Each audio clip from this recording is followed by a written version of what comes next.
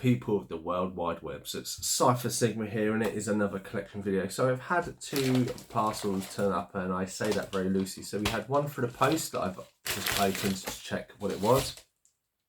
I didn't check what it was, I haven't checked what was in it. And then we've had this package, which was a pain in my backside from Vinted.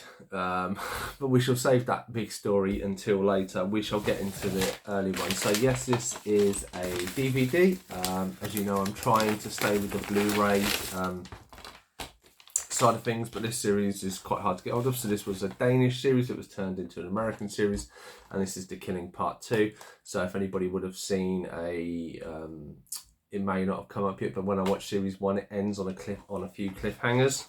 So, but yeah, please be aware, people using stock image of this and the Danish and that, there are a lot of different alternates, so please make sure you do have the right one. Just having a look at this now, they look all right so far. That one's got a little bit of marking, but hopefully is all right. Yeah, I mean, overall the discs look really good.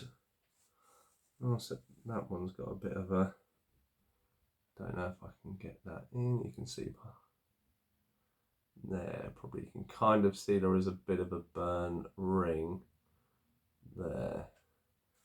So we shall see, hopefully with a little bit of my cleaner that will come off.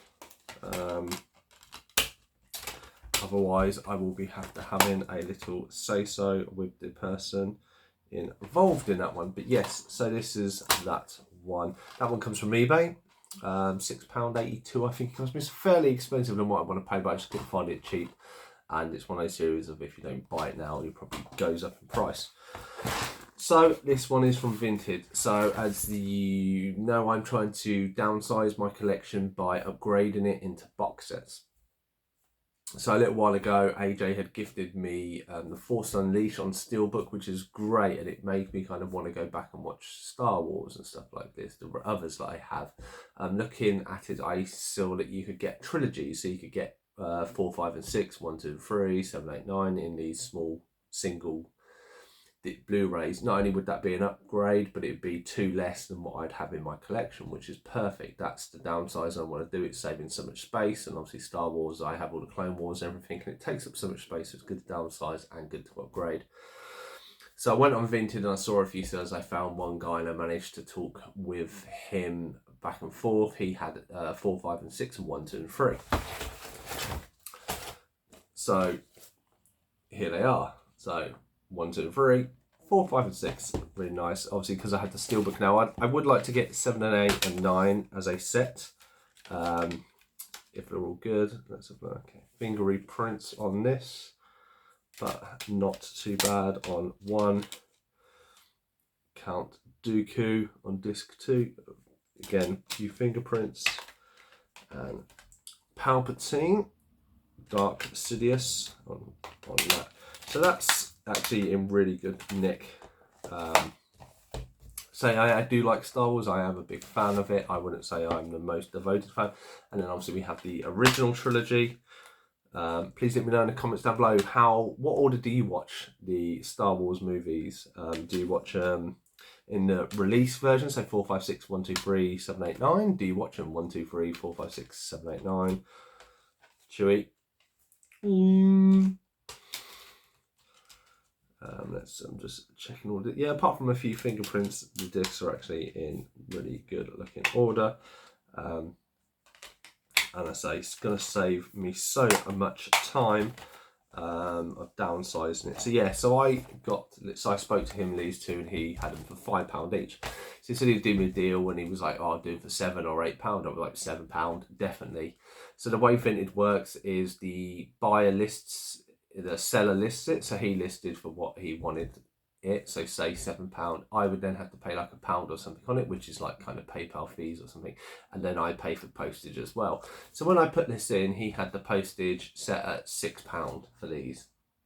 Now it came in an A3 envelope that could fit, that literally could have fitted through the door, that would have been a few quid. So I wasn't prepared to pay that. So it had inlock. So these are lockers that they have at like Sainsbury's and stuff where you can go and drop stuff off. So I chose that option. Obviously, it was a little confusing because me and him had never used it. He didn't know. Obviously, he gets a QR code, he prints out, he gets a label, he sends it off or puts it into a store and they send it to the locker where I am. You can get the app, and that's what I did. But I just turned up and I didn't know what I needed to do. I tried putting my details, so when you get there, it says you have 2 buttons, or you can scan a QR code. Now, I never got a QR code, and this is a problem. It screwed up my details online on my account. That's why I never got a QR code. And I'm going through a pain acre trying to sort it all out. Now, going through that, obviously it says if you have the app, you can download it. It's remote access. That doesn't seem to work, so please be aware. It doesn't clearly define how you use it. I've downloaded the app, I've added my order to it, but it doesn't give me that option. Then on top of that,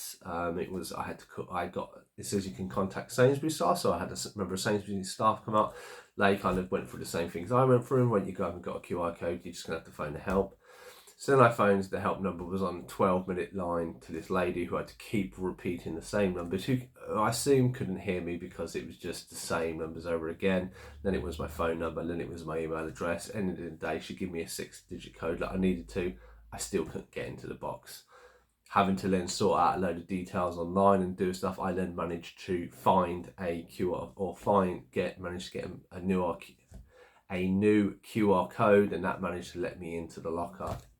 But they don't necessarily make it easy, and it's like given the details, even the app was saying it doesn't explain a lot of stuff. It just seems to have like a little bit of wording, like no videos or something. And I think it needs to be a bit more explained because it's not as simple as necessarily you would think, especially if you've not used it before. Once you've used it, it's probably really, really easy. And maybe I'm being an idiot, who knows. So, but yeah, so I think it's like £18-19 for all of these. So good to have these downsized, good to rewatch these again. Obviously I just need to look out for 7, 8 and 9 as a box set. I will keep the steelbook anyway. So yes, it is double dipping, unfortunately. But space wise, it's easier to have 7, 8 and 9 on a steelbook, on a DVD, and then obviously I had the steelbook, and it's only 4 things for Star Wars rather than the 9 that I had, so it's still saving 5 spaces. Anyway, that has been my little pickup. I've been Cypher Sigma Screen Time. Let me know your thoughts and feelings about what I picked up in the comments below. Otherwise, please like, comment and subscribe to this video, and I shall see you in the next one.